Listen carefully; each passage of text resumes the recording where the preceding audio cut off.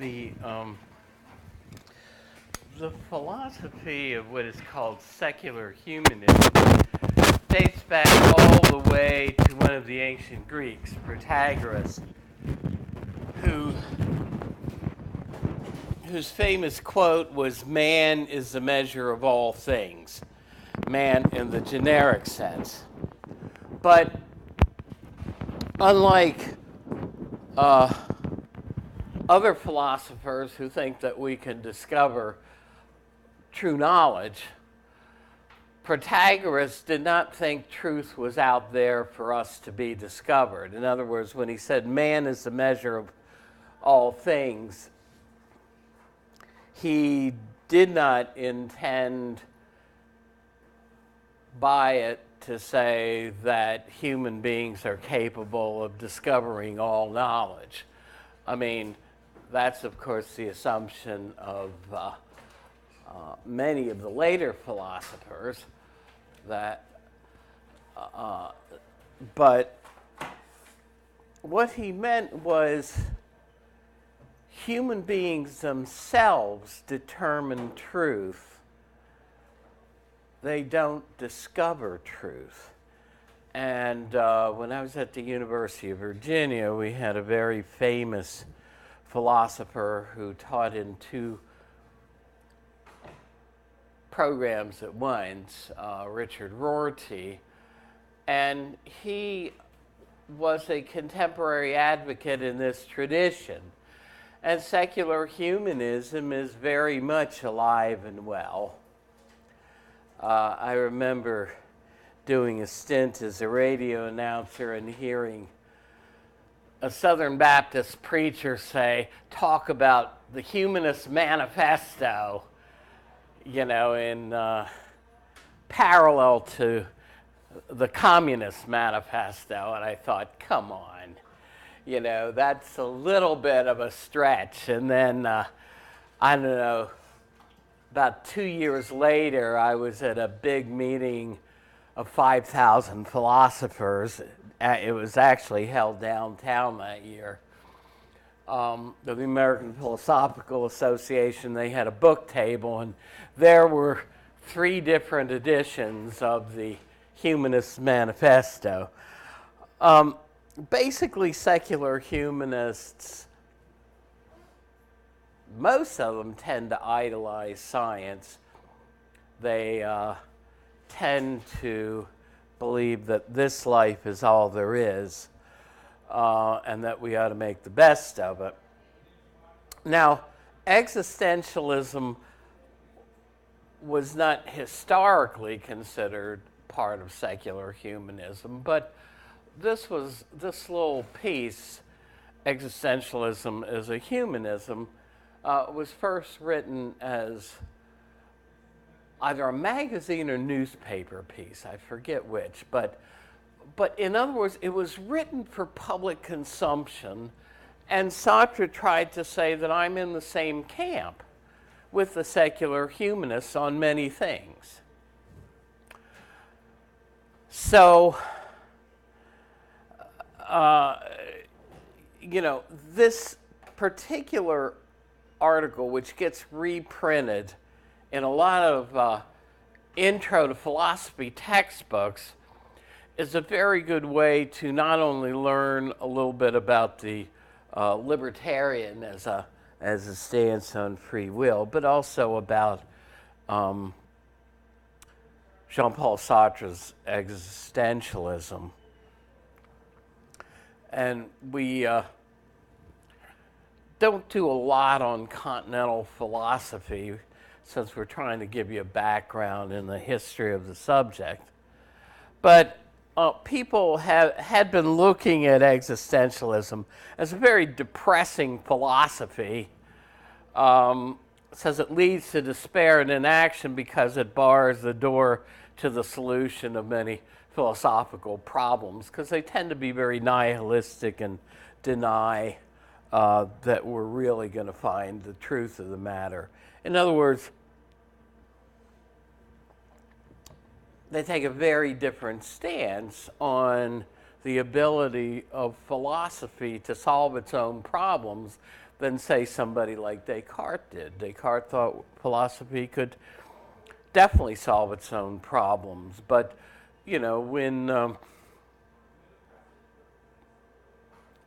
when the assumption that we're in the egocentric predicament led down the garden path to skepticism through Locke, Berkeley, and Hume, that influenced a lot of what went on in philosophy for the next 150 to 250 years.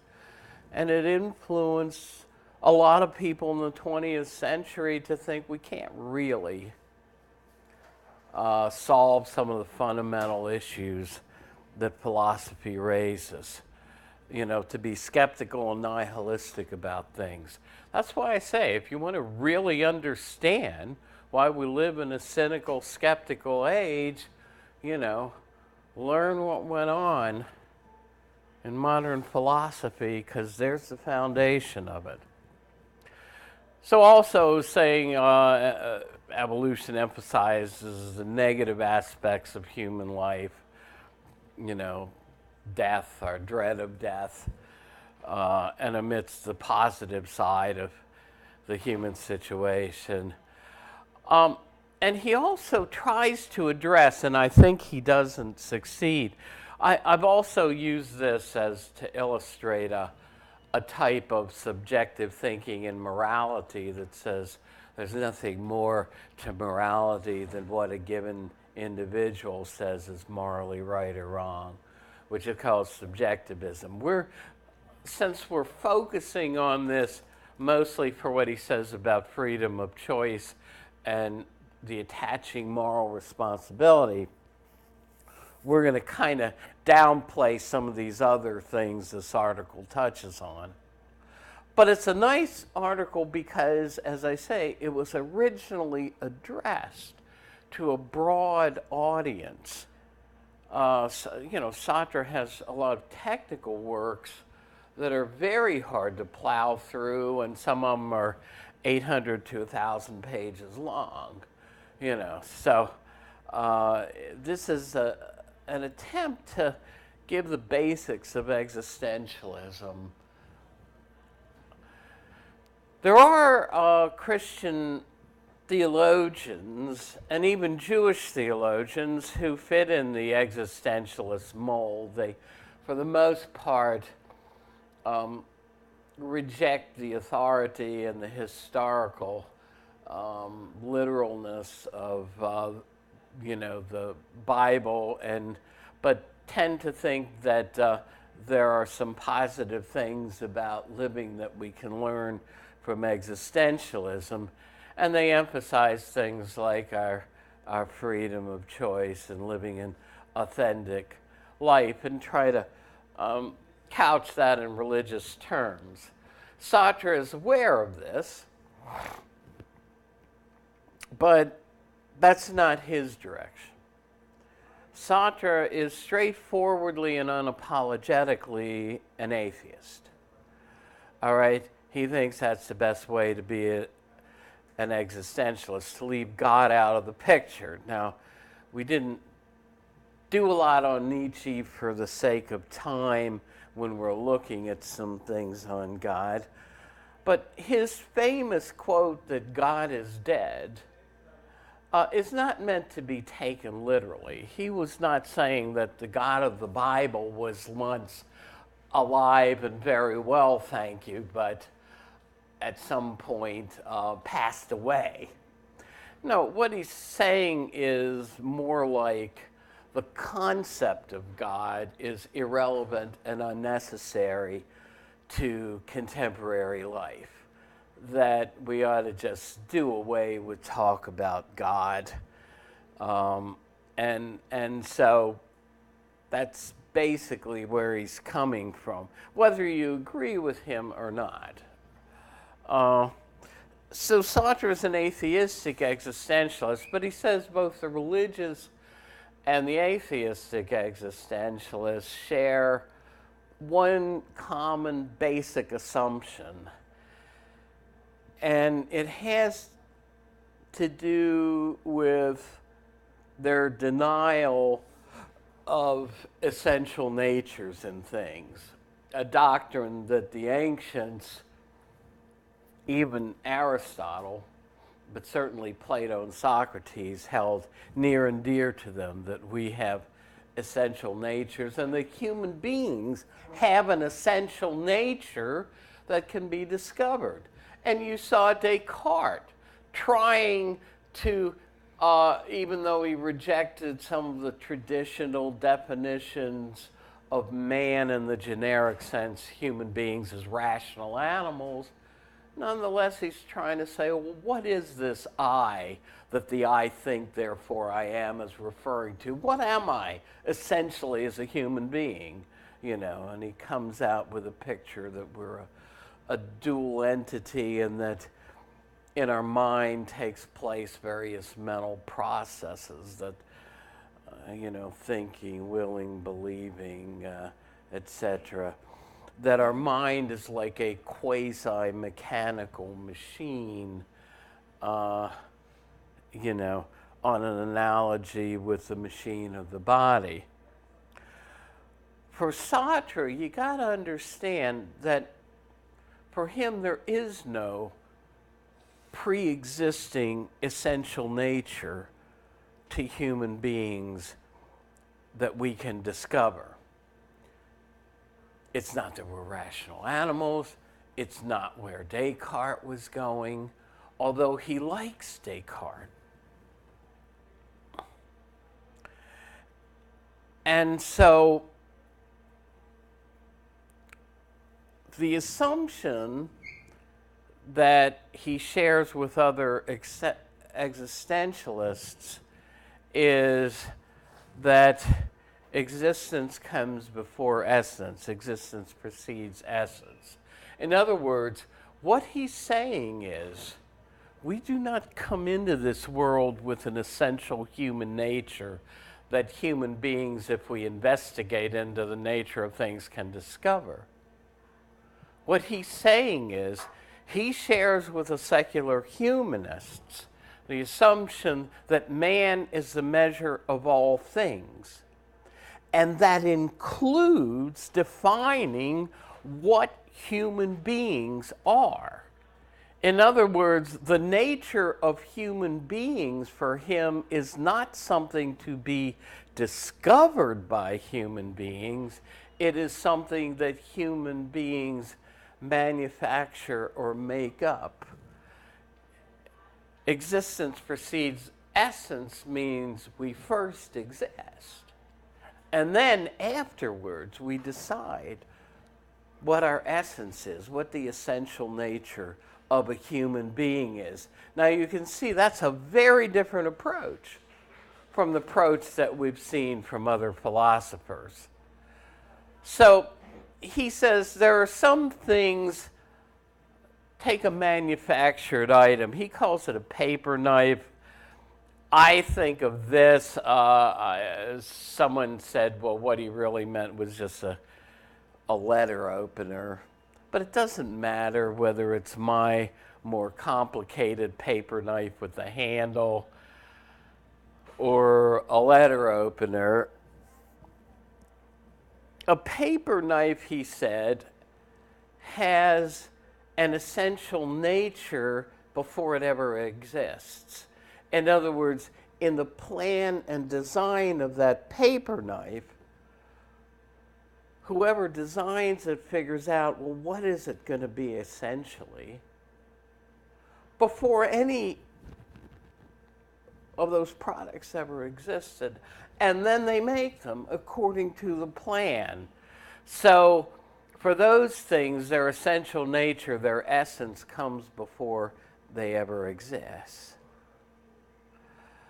So the paper knife is made by a human craftsperson or artisan, made to a plan or, and we saw this in the design argument, made by a definite procedure to serve a definite purpose, right?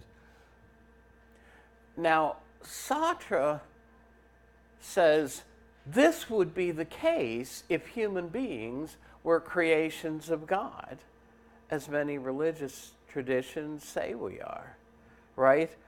We would be made by a supernatural craftsperson, God himself, made to God's plan for what human beings ought to be, made by whatever procedure God uses, whether he worked in evolution or zapped Adam, on the earth for the first time, and made for God's purposes, to reason and to use our reason to know God better.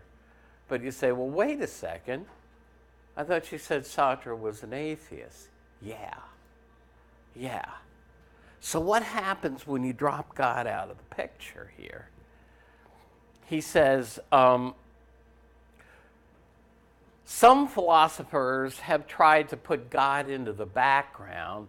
Kant believed in God, but his philosophy doesn't necessarily have to bring in God, but still think that there is such a thing as universal human nature, and that there are certain truths about human beings out there, and essential moral principles to be discovered, even though God either does not exist or is in the background. He doesn't like what these philosophers do. Essentially, what he's going to claim is that, well, okay, if there's no God around, there's no essential human essence to be discovered. We make our own essence. We don't discover it. And also, he's going to claim that there's no pre-existing morality that we ought to discover. Basically, he's saying that we make our own morality. So existence comes before essence if there is no God. He says if we drop God out of the picture, then there's no pre-existing human nature, because there's no God to form a conception of it, and no universal human nature in the Platonic sense either. He says humans first exist, then they define who they're to be. Human beings define their essence, is what he's saying. But he says this puts a tremendous amount of responsibility on us as human beings.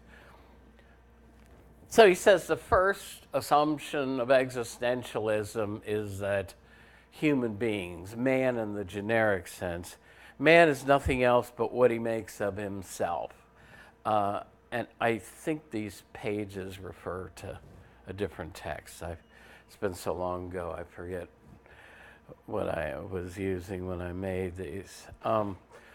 So how do we determine our human nature? He says, basically, we determine it both individually and collectively. Individually, we determine it by projecting into the future what we plan to be. And then, and here's where freedom of the will comes in, we make freely those choices which bring about that plan we have for ourselves. So in other words, if you say, well, I want to be a nurse. Well, job's there, pays well, I can see myself doing that. I want to get in the nursing program. But you say, well, that's my projected goal, but how do I get there? Well, you say, among other things, besides my science courses and stuff, I need a certain number of general ed credits. Well, here's one way to get general ed credit. I can sign up for a philosophy course. I think I'll sign up for the philosophy course. So you made a free choice to do it, but it's a free choice that's along the way toward making you what you want to be. And of course you can pick any occupation you choose, any career path. So you see what he's saying is we define, we pre-plan. Yes, I'm going to be a nurse. Yes, I'm going to be an engineer, a computer geek, a public servant, take sociology as a major. Now, so he says, we freely determine our own essence, and because this is so, because existence precedes essence, do you see what he's saying there? First we exist, and then we define our essence, not the other way around, the way philosophers before him had thought. He says, if that's the case, if we're the ones who are planning out and determining our own essence, then we're responsible for what we make of ourselves. Now, here's where he tries to tie it in with humanism, because he basically is trying to say the choices that you think are valuable are also universally choices that other human beings should want to make. Now, Kant believed in universal moral principles, and I used to cover Kant's ethics along with utilitarianism, even in intro. I'd do a smattering of it, but there's so much other stuff they're forcing us to cover that I just don't have time. But Kant believed that there were already pre-existing universal moral truths. So he said one of the ways we can discover them is if we can will that everyone make the choice we're making in this situation, then that's probably a good choice. In other words, if I'd want everybody to act like I'm thinking of acting in this situation where I've got a moral dilemma, then you're probably acting morally, says Kant. But Kant believed there were universal moral truths. Sartre does not. So he says we're responsible for all human beings in what we choose ourselves to be of value. But he says, and here we get to some deep emotional things that existentialism has tied to it. He says, we don't want to assume this responsibility for making of ourselves what we are. Often, because we have this responsibility, it gives us great anguish. When we choose, we should ask, what would happen if everyone did this?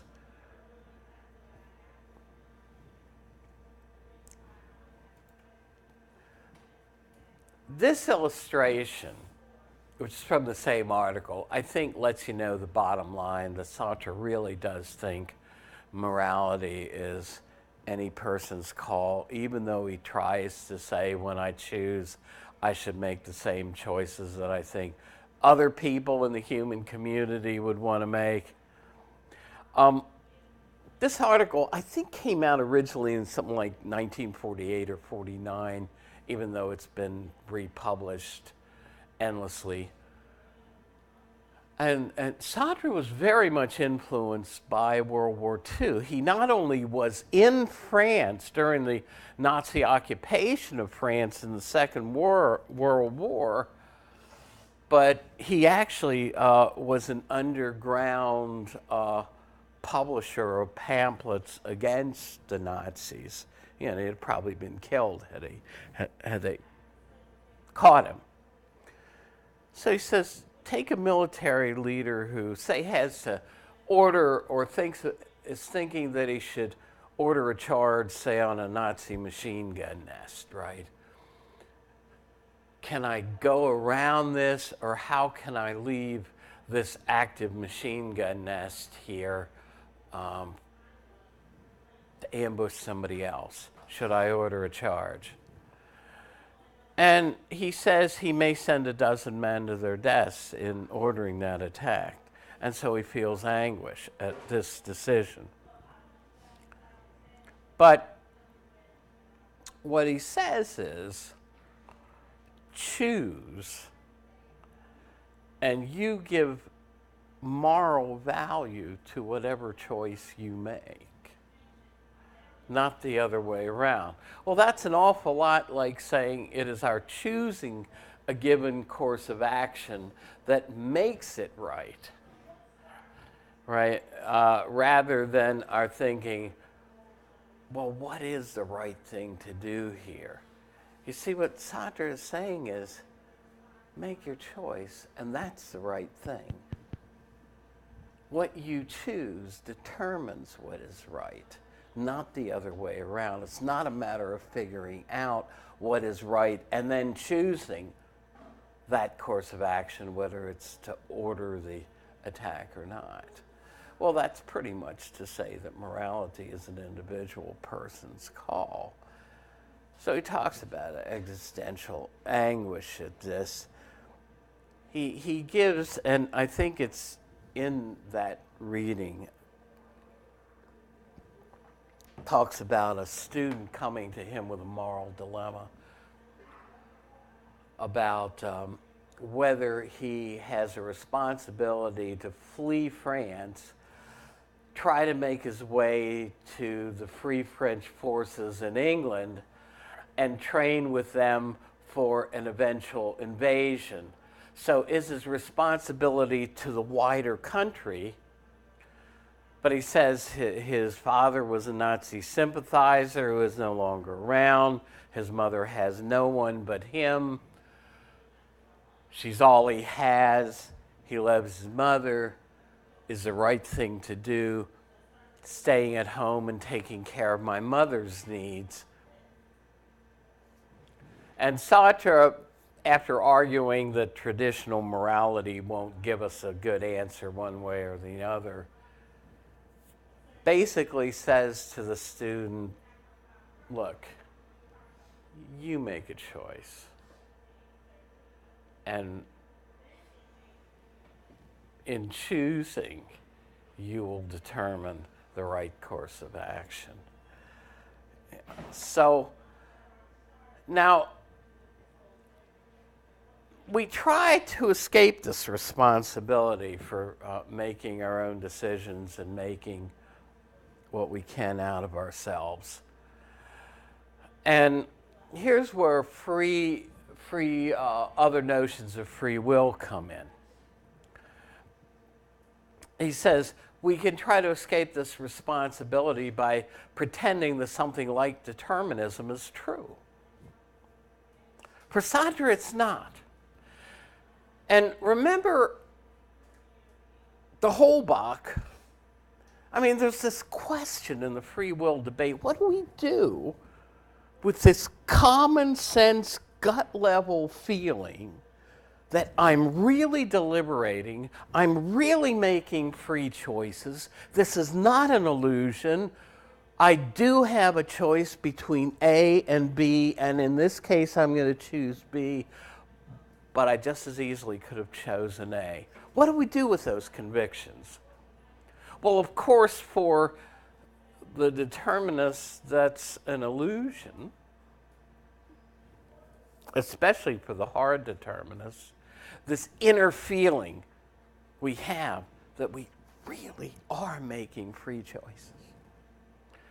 Remember, the Holbach was delighting in trying to shock people who have that inner conviction and feeling into saying, you're not free 1 minute of the day, any 1 minute of the day in any one single choice.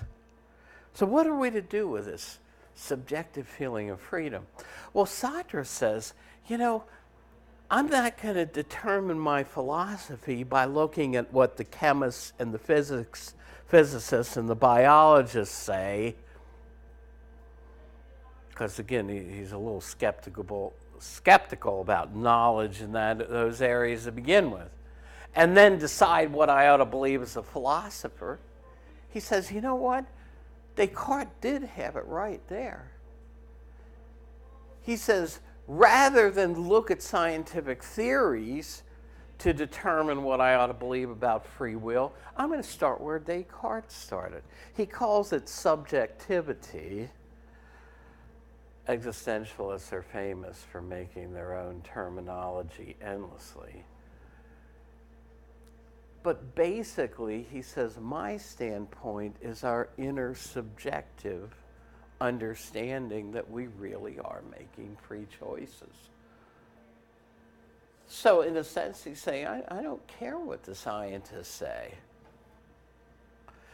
So now, mauvaise foi, bad faith, he says, we're in bad faith if we pretend we're not free, if we pretend that our decisions are determined by others around us, by society, by our surrounding physical and social circumstances. Do you see what he's saying? He's saying people like the Holbach-Laplace, people like Clarence Darrow are utterly wrong in claiming that it's our genetics plus our environment that determines us to be what we are. He says none of these things utterly determine who we are. And neither should we follow abstract rules or pre-existing morality. So for him, that would be in bad faith.